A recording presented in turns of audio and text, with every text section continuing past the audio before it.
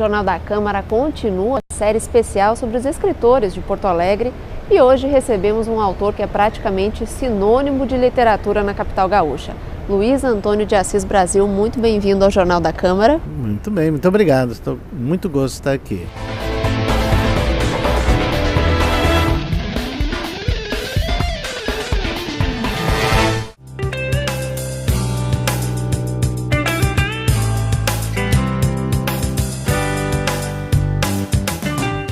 Assis Brasil, além de ter nascido em Porto Alegre, muitos dos teus romances usam o cenário aqui da capital e os arredores para também trazer questões históricas, né?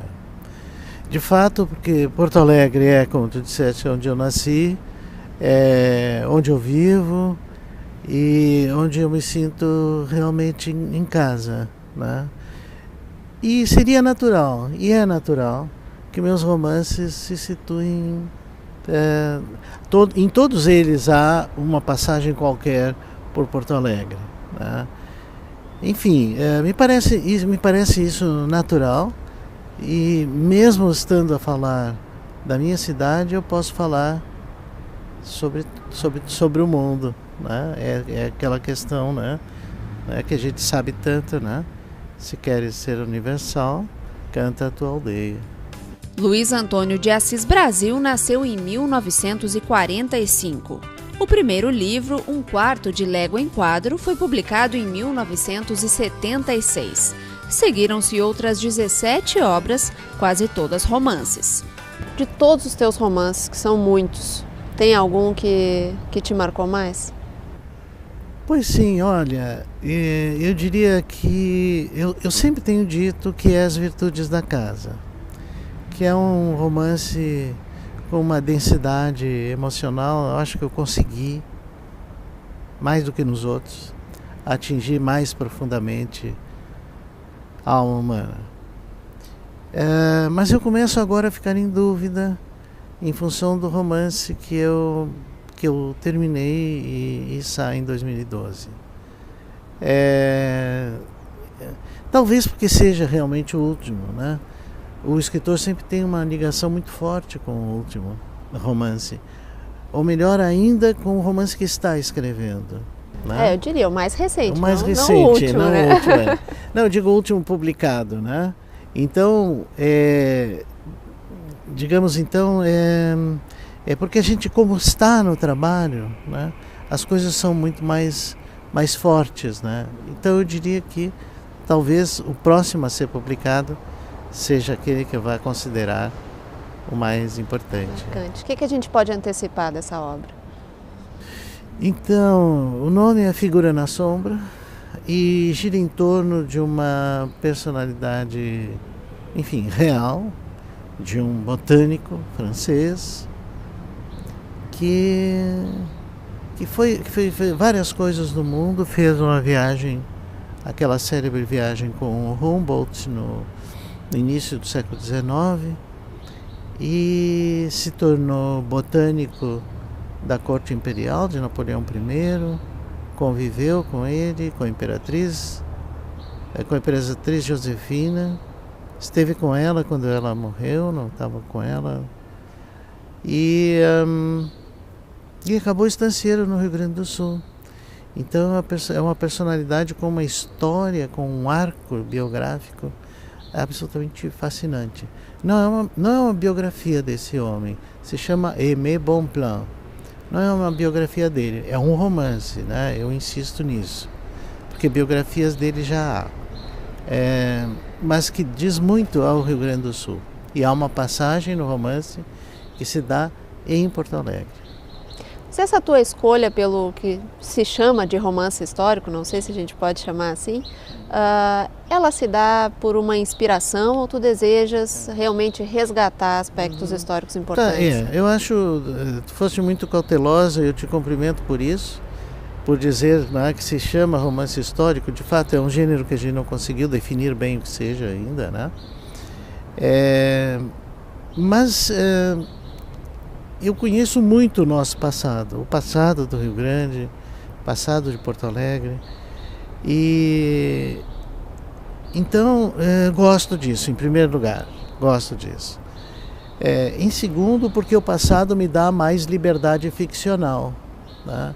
O presente ele tem as próprias circunstâncias do momento, né, que são referências que se deve respeitar, digamos assim.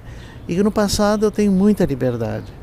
Além do mais, me parece que no passado as emoções e as paixões eram maiores, enfim, não eram, mas é uma fantasia que a gente tem, né?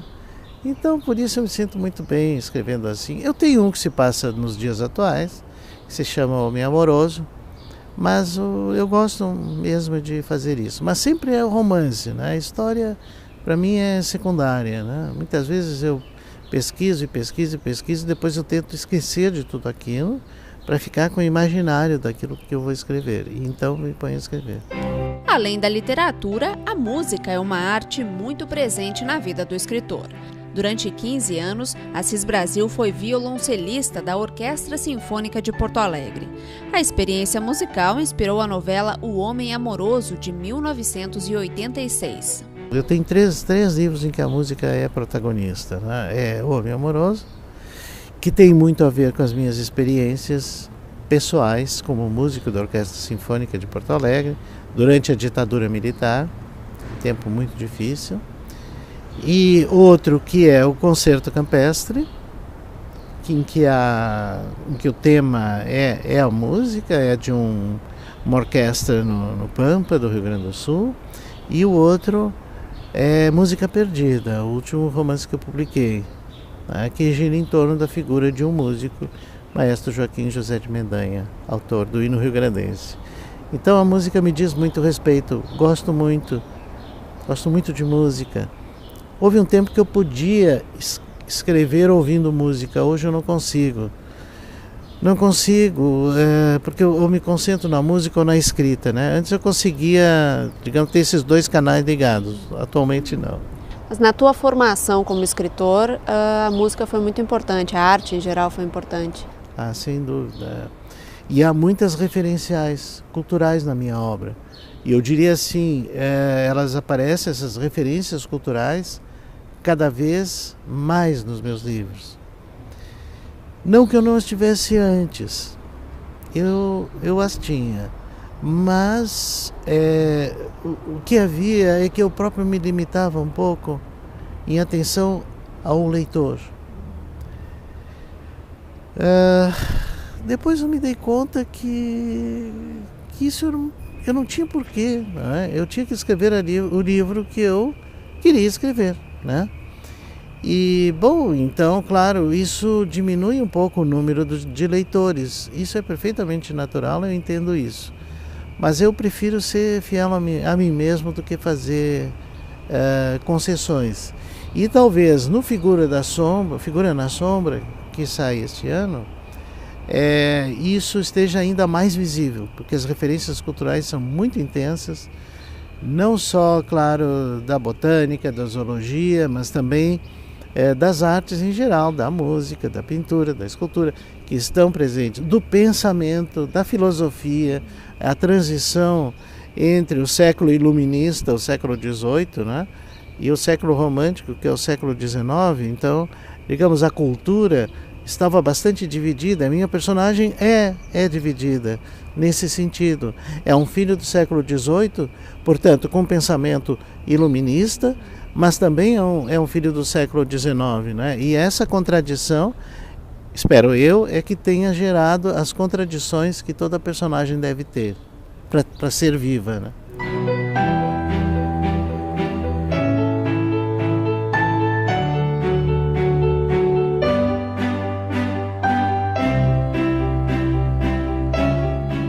Tu lidas também com uma contradição de já ser referência, né? A tua obra está, apesar de já ser tão vasta, está em pleno funcionamento ainda. E tu já és uma referência, não só referência, como referência obrigatória em vestibulares e tudo mais. Me parece que isso é natural. Com a passagem do tempo e com tantos livros, né? E eu não ter desistido, né? Mesmo, enfim, trabalhando muito, não sei, talvez isso tenha algum sentido, né? Essa naturalidade que eu vejo, talvez decorra dos assuntos que eu trato, né? Eu tenho a plena consciência de que há escritoras e escritores que são melhores do que eu, né? Mas que se eventualmente não tiveram essa ressonância, talvez porque estão ligadas a alguma temática muito específica, né? E daí, como eu tenho, digamos, eu pego uma gama muito grande de interesses, especialmente para o nosso público aqui do Rio Grande, né? Isso me parece natural.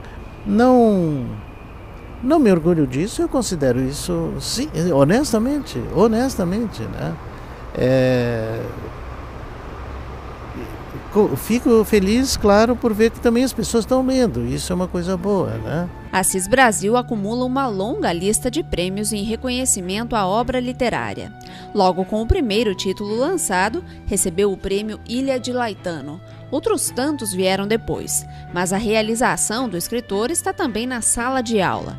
Desde 1985, a Oficina Literária de Assis Brasil forma novos escritores em Porto Alegre. Eu imagino que tu devas te orgulhar também de ter formado tantos escritores que hoje estão aí formando um quadro literário novo em Porto Alegre, né? Eles estão inseridos, né, já na literatura nacional e internacional. Muitos já estão sendo traduzidos, né, o que é muito relevante, é muito importante. E eles são muito jovens, estão todos no máximo aí na casa dos 30 anos. Alguns estão no início da casa dos 20, né? E já têm conseguido ganhar prêmios e tudo. Mas isso fundamentalmente decorre do talento que efetivamente essas escritoras e esses escritores têm, né? A oficina é uma passagem, né? Não é o começo nem o fim de nada, é uma passagem que pode ser útil a quem for frequentá-la sem preconceitos, né? Mas é um instrumento extremamente útil, né, para quem precisa exercitar a escrita e se formar como um escritor. Tu foste pioneiro aqui em Porto Alegre, né, em trazer esse formato de aulas. Sim, de uma maneira sistemática, com um procedimento pedagógico, sim. Nós tivemos algumas experiências na década de 70, mas não era ministrado por professores, mas por escritores, mas por professoras. O caso da professora Lígia Verbuck, a Leia Mazina, que foram pessoas que lá, no ambiente acadêmico, né, fizeram algumas experiências nesse sentido. Então eu comecei essa minha oficina, digamos, partindo praticamente do zero, como experiência acadêmica, né? E nós já começamos tarde. Nos Estados Unidos, isso aí começou na década de 50 do século XX, as primeiras oficinas, digamos, sistematizadas e tal, né? Enfim, eu quero dizer que sim, começamos, está certo. Acabou que essa oficina que eu mantenho é a mais antiga do país, em funcionamento ininterrupto, tá? E isso eu gosto muito de fazer. A partir da oficina literária, já foram publicadas 41 coletâneas com textos de alunos. E essa ligação entre o campo acadêmico e a obra literária em si, né? Tu sempre estiveste ligado ao campo acadêmico, né? E tu falaste das referências antes, né? Não há muito como separar, né? Não há. Eu tenho a felicidade no meu trabalho acadêmico de tratar de literatura, né? Eu acho isso muito bom e há muitos que estão nessa situação, e eu diria assim, há uma certa tendência contemporânea, que não é só no nosso país, dos escritores serem oriundos da universidade ou sejam professores da universidade, né? Ou desenvolvem trabalhos universitários. Isso é muito comum, viu? Isso é muito comum. Estados Unidos é um caso clássico. Praticamente todos os escritores têm alguma ligação acadêmica, tá? Isso é muito interessante, isso é muito bom. É um novo perfil e isso está começando a acontecer no nosso país. Porque antes eram pessoas da área jurídica, né? Depois jornalistas, e hoje a gente percebe que os escritores estão saindo da universidade.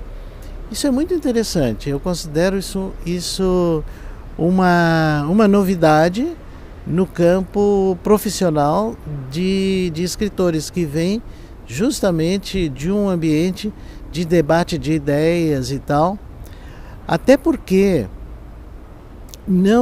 hoje já não se admite mais aquele